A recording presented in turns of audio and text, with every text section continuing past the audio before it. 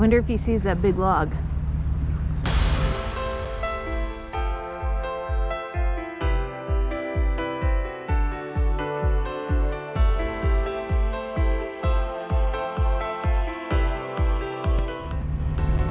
He did see that big log. We're going into Kuaklume Inlet again. Last time I didn't get any video footage because we were too nervous. But this time Eric's going to follow the little line, so we're going to hope for the best here. He also has his forward-facing radar. Look at that though. Once you get in here, this is a really nice anchorage. We had left Mary's Cove about 6:15 that morning. We traveled about 10 hours and a distance of 71 nautical miles. There's some rocks right there. More rocks.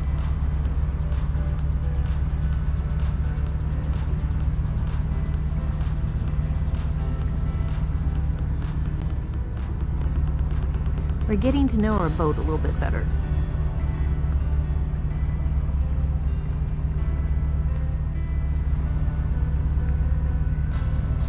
That actually was a goal, to take it back up to Alaska where we were more comfortable with the area so that we could get to know the boat better, so we would know what to do when we were in places that we don't have history with.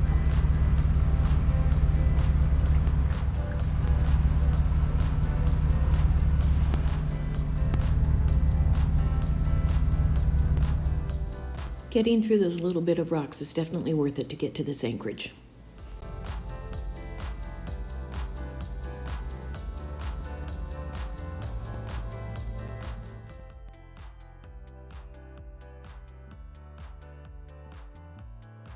All is quiet for the night.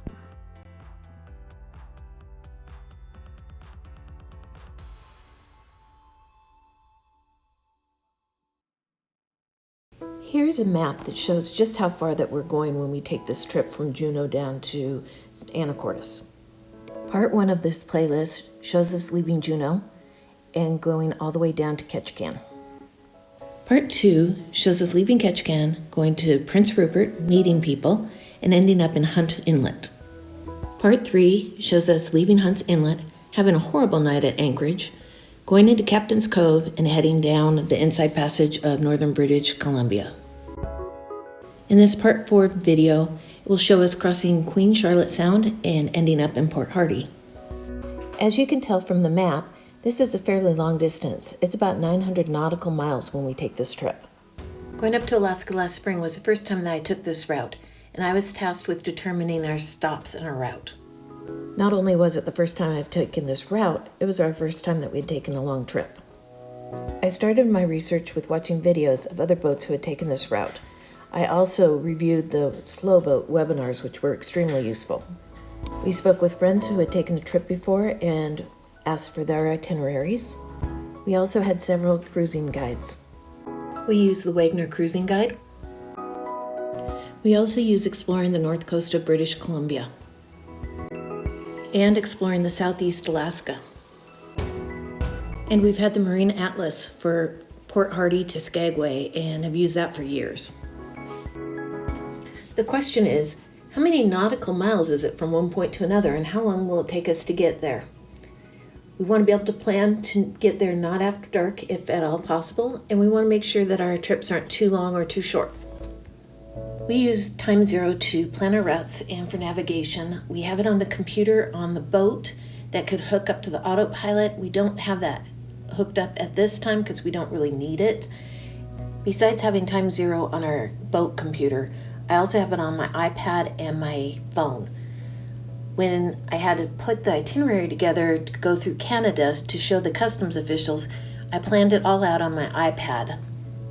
On this trip from Alaska back down to Anacortes, we found that we were a little bit more lenient in our schedule and just planned from day to day. I keep suggested anchorages on my iPad for future reference, along with a note of who recommended the anchorage. Here is an example of how I planned the route. from the inlet to Point Hardy. I start the route here and then I keep adding markers. I can move the markers later and adjust them.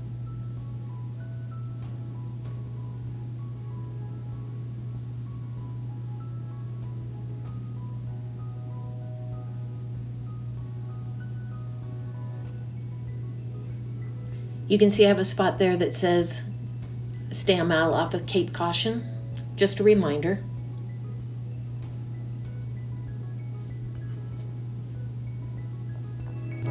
And here's Port Hardy, which is our ending spot.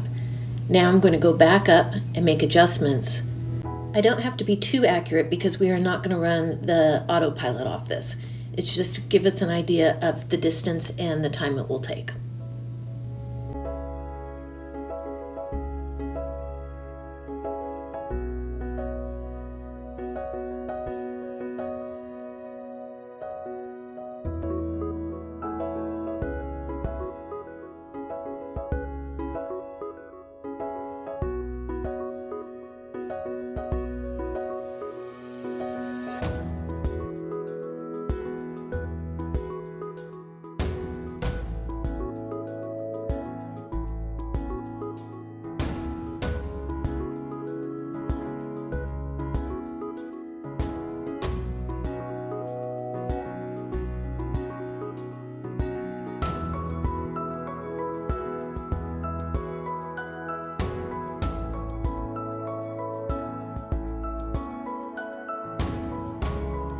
I'm really happy that I don't have to use the old-fashioned charts and calculate.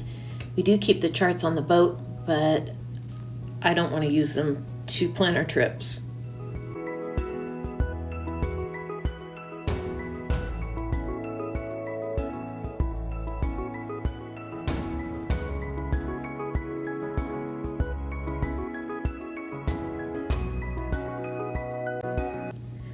When estimating our routes and how far we're going to go, we count on our speed being 7 knots.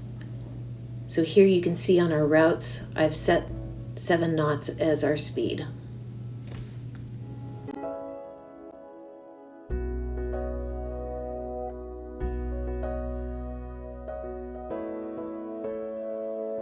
Each marker shows us the approximate time that we will be arriving to that spot. When I click on this marker, it shows that we'll arrive there approximately 2 hours and 40 minutes after leaving the starting location.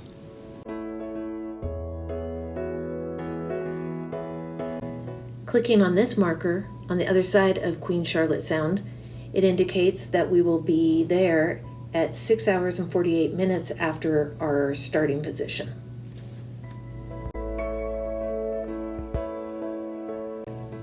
Overall, it will take us 9 hours and 45 minutes and 68 nautical miles to get to Port Hardy. We also use the app Windy. Windy shows us the direction of the wind and how strong the wind's going to be. When you get into these orange, you're going to be up between 20 and 30 knots of wind. So by knowing the time where we're going to be in Queen Charlotte Sound and comparing it to the winds forecasted on Windy, we can tell if we're entering Queen Charlotte Sound at a good time or not. We can also tell if we're going to be out of Queen Charlotte Sound in time to miss any strong winds. There are many more people out there with a lot more information on this. I'm just a beginner. I'm just starting to learn, but this has helped so far. Each day we learn just a little bit more. Hopefully this explains just a little bit of how we plan our trips.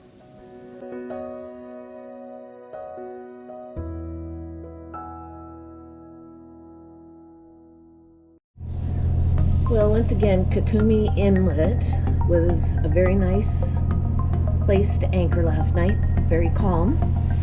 And now we have this beautiful morning. It really is spectacular colors. And we are just entering Queen Charlotte Sound.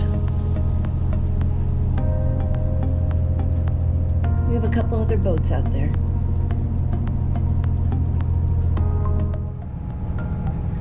Eric's down doing his engine room check. We just have some nice rollers going on.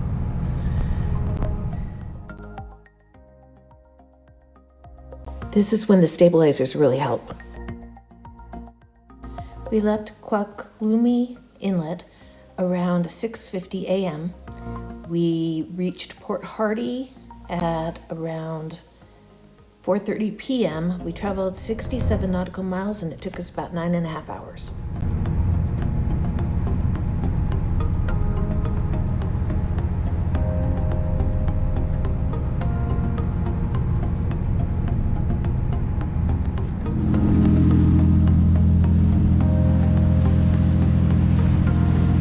There's Cape Caution. We're 2 miles offshore.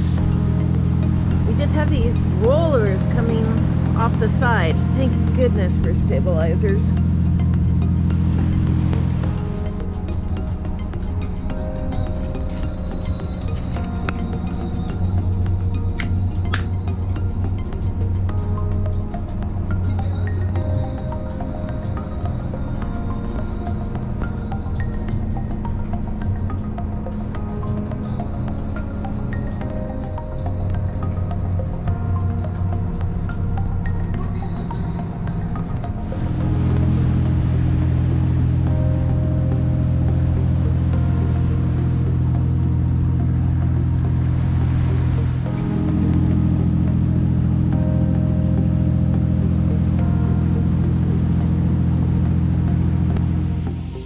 The docks are in the inner harbor of Hardy Bay.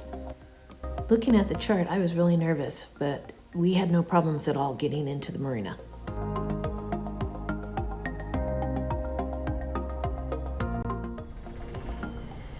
We are in Port Hardy Marina.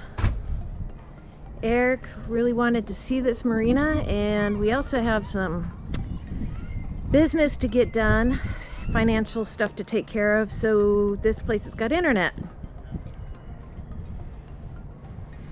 And the wonderful thing is the weather's nicer here. We're headed south and it's getting warmer. We really like that. Right, Diston? Do you like the warmer weather? Yeah? We are at Port Hardy. We're at the marina. Havaseas is down there. And the marina office is right up here. Over here, Eric's trying to figure out which way is to town, but I'm pretty sure it's to the right. He thinks so too. Diston is so happy to be on land and to be able to walk.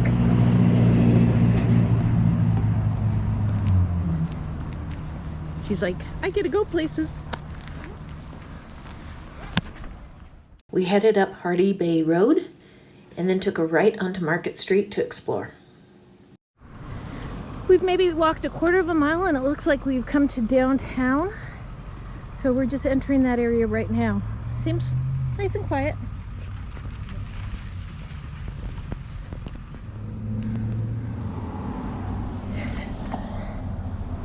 I don't know if you can see, but they have a community craft shop north of 49 Outfitters. Oh, I like that pink jacket. Huh? I like the flower one too. We continued down Granville Street and then took a left onto Hastings Street. There's a North Coast Trail Backpackers Hostel. The palm trees of that place got Eric wondering what it was, and it's a footwear and apparel store. Pierside Landing. There's a little park down there. This is nice. The Pierside Landing has balconies. Then we cut through to a little playground which leads to the promenade. The beach here is a lot different. Smooth rocks. I'm guessing it's because you have all that open water out there.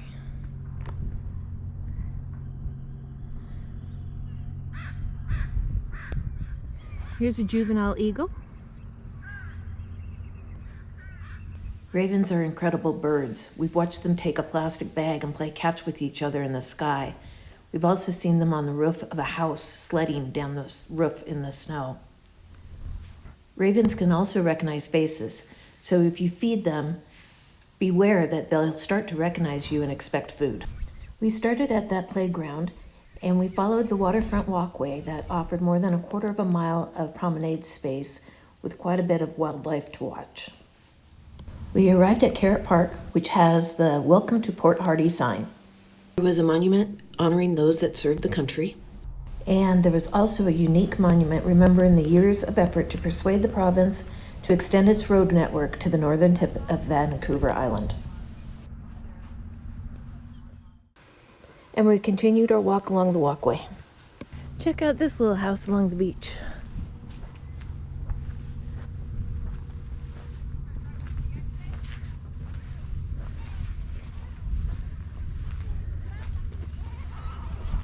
At the end of the promenade, we went up to the street and backtracked. There's a bar and grill over here called the Sporty Bar and Grill. Most of the stores seem to be closed, and it looks like maybe Sundays and Mondays are their closed days around here. And the community is requiring vaccinations and masks. A bicycle store.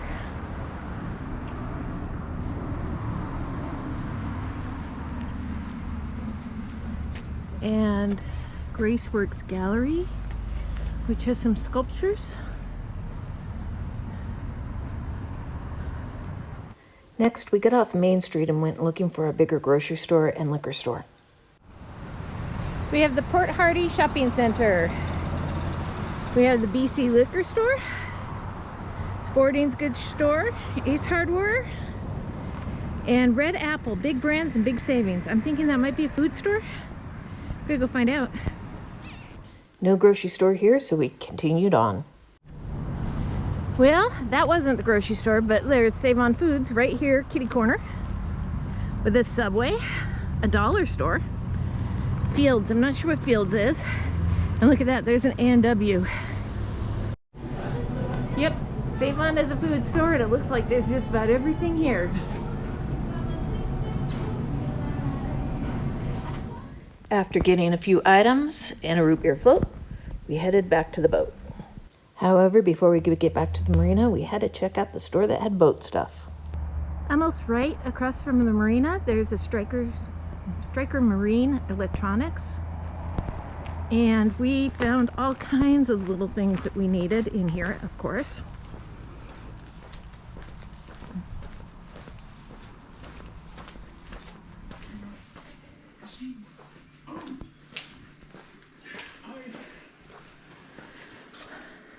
They have all kinds of things for boats.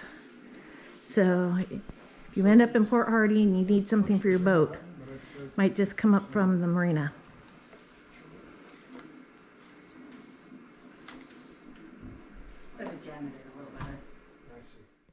And then back to the boat we went. We wanted to check out Port Hardy because there will be a time that we want to cross Queen Charlotte Sound and we may have to wait for the weather to improve. We wanted to see if this would be a good place to wait out any weather. And now we're off to continue our journey. Thank you for watching and stay tuned.